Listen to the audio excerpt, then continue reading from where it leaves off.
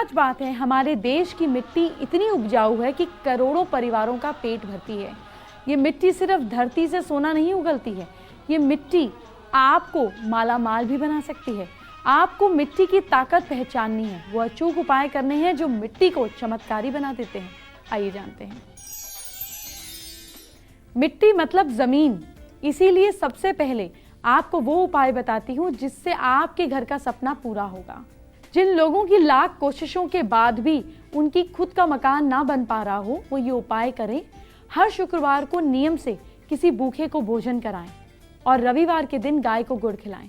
ऐसा रेगुलर करने से आपकी अचल संपत्ति बनेगी या पैतृक संपत्ति प्राप्त होगी।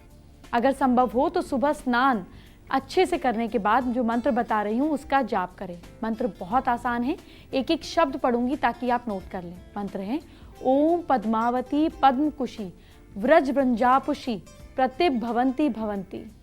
मंत्र जाप के लिए घर के नॉर्थ वेस्ट कोने में मिट्टी के बर्तन में कुछ चांदी के सिक्के, गेहूं और गुड़ दबाकर कपड़े में लपेटकर फिर उसको मिट्टी के बर्तन में डालकर रख दीजिए। ऐसा करने से भी घर में धन की कमी नहीं होती। अगर सुख समृद्धि चाहते हैं तो आप पके हुए मिट्टी के घड़े को लाल रंग से रंग कर उसके मुंह पर मौली बांधकर जटा वाला नारियल रखकर बहते हुए पानी में प्रवाहित कर दें। एक मिट्टी के दिए में कच्ची धानी के तेल में लौंग डालकर हनुमान जी की आरती करें। इससे धन की प्राप्ति होती है, शनि के बुरे इफेक्ट्स खत्म होते हैं। 2 मिट्टी की हांडियां खरीदें। एक हांडी में 1.25 किलो हरी साबुत मूंग की दाल, दूसरी में 1.25 किलो डलिया वाला नमक भर दें। दोनों हांडी घर में कहीं रख दें। ये उपाय बुधवार को करें, घर में धन आना शुरू हो जाएगा। अच्छा, घर में सुख शांति के लिए मिट्टी का लाल बंदर जिसके हाथ खुले हों घर में सूर्य की तरफ पीठ करके रख दें, यानी कि ईस्ट में रखें बट वेस्ट को फेस कर रहा हो। ऐसा कर रखने से घर में सुख शांति रहती है। घड़े में पानी भरकर किसी अकेले कमरे में रख दें। अगले दिन जिस घड़े का पानी कुछ कम हो जाए उससे अन्न से भरकर रोज अच्छे से पूजा करते रहें। बाकी घड़ों के पानी को घर आंगन खेत में छिड़क दें। अन्नपूर्णा देवी हमेशा प्रसन्न रहेंगी। मिट्टी की बात हो ही रही है तो जमीन की बात भी कर लेते हैं। कहीं आपके साथ तो ऐसा नहीं हुआ, जमीन आपने खरीदी लेकिन कोई पंगा हो गया, किसी ने जमीन पर कब्जा कर लिया, या फिर जमीन ही गड़बड़ निकली, या फिर जमीन आपको फली ही नहीं। अगर ऐसा है तो आपको क्या करना चाहिए, किन बातों का ध्यान रखना चाहिए, आइए जानते हैं। जमीन ऐसी जगह ना हो जहां गली या रास्ते का अंत होता हो। जमीन 3 रास्ते एक साथ मिलते हो वहां भी ना लें, ये अशुभ होती है। अगर जमीन खोदने पर हड्डी या फटा कपड़ा मिले तो अशुभ होता है। अगर जमीन खोदते समय खप्पर मिल जाए तो उसे बनने वाला घर कलह से भरा होता है। जमीन खरीदते समय ध्यान रहे मिट्टी का रंग कैसा भी हो लेकिन वो चिकनी होनी चाहिए, स्मूथ होनी चाहिए। जिस जमीन पर पहले कभी शमशान रहा हो वो अपशकुनी होती है। जमीन को चुनते समय ये जरूर देखें कि जमीन बंजर ना हो, उसमें कुछ ना कुछ होता हो। जमीन में एक गड्ढा खोदकर उसमें पानी भर दें। वहां से पूर्व दिशा की ओर 100 कदम चलें और लौट आएं।